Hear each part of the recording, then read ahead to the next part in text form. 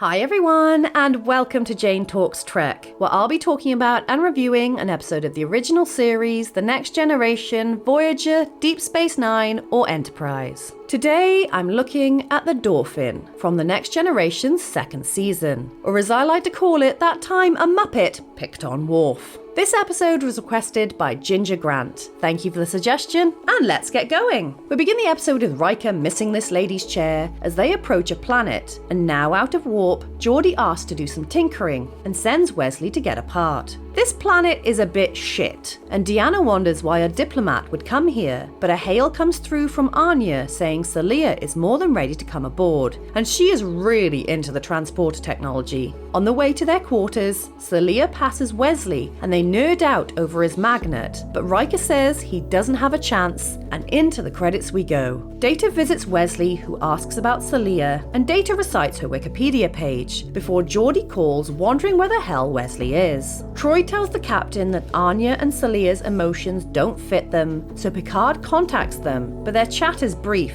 and Data wonders how Celia is supposed to bring peace to a long warring planet. Wait, who's this now? Have we met her before? What the fuck is that? Why is it suddenly the labyrinth now? Wesley is distracted again and tells Geordi he has a crush on Celia, so Geordi boots him out to go talk to her, but he needs more advice first.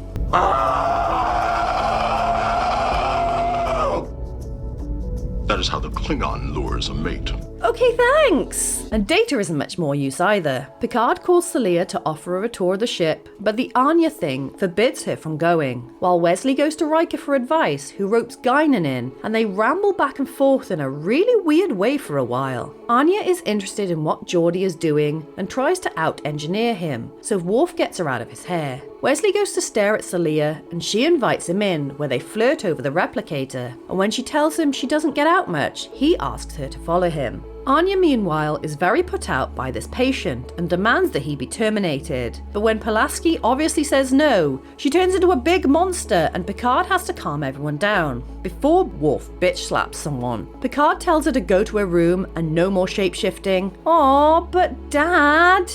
What kind of creature is she? Who is she? Who is she? Who is she? Where did you find her?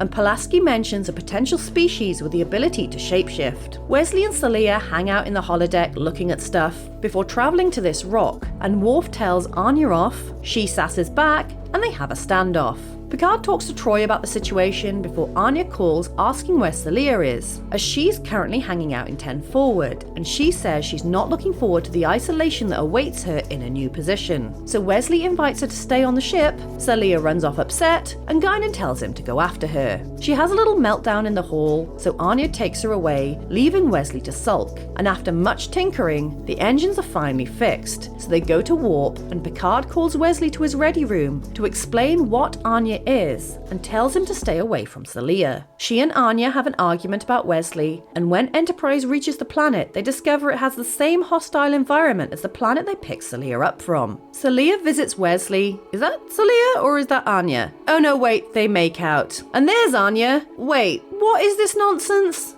The ship makes contact with the planet, so Worf goes to get their passengers, but Anya announces to Celia that she's not going with her, but wishes her luck and makes amends with Worf. Celia goes to say goodbye to Wesley, who is salty that she's not actually hot, and she apologizes, but he's not interested, until he changes his mind and brings her some chocolate pudding, before she bursts into light and beams down to the planet. Wesley goes back to sulking, so Guinan gives him a pep talk, and he still looks like a deer in headlights. The Next Generation is batshit crazy, isn't it? I always thought the original series was wild, but this is a whole nother level. Okay, so I looked it up, and Dauphin means either dolphin or the eldest son of a king of France, and neither helps me to understand what I just watched. A simple story of Wesley falling for a person who has to put her duty ahead of her feelings is flipped on its head when her protector turns out to be a Jim Henson creation. It's wild, man. I feel like there's a few missed opportunities that could have helped the rating a bit, and the main one one is they could have played on the mystery element more. Anya's shapeshifting abilities were revealed too early on in a mundane way, as she and Celia were just hanging out, whereas they could have saved that reveal for near the end and ramped up the tension with things like Troy saying their emotions don't match, the atmosphere being toxic, Anya freaking out about Pulaski's patient, all added to the suspicion, which could have come to a big showdown when Celia kissed Wesley. But instead, Anya kept switching back and forth willy-nilly, which became less impactful each time she did it. I think less time could have been spent on the weird-ass conversation between Riker and Guinan, and more on Celia losing faith in her duty and wanting more from life, before ultimately deciding to say goodbye to Wesley and fulfill her destiny. It would have made the story more interesting, but then I wouldn't have been subjected to such a bonkers load of nonsense. One quick side note, there was a lack of music in this episode which made it feel a bit empty in places. Where there was music, it was really impactful, but it was so infrequent that it was very noticeable, which is a shame, but whatever. This episode is bonkers. So there you have it. That was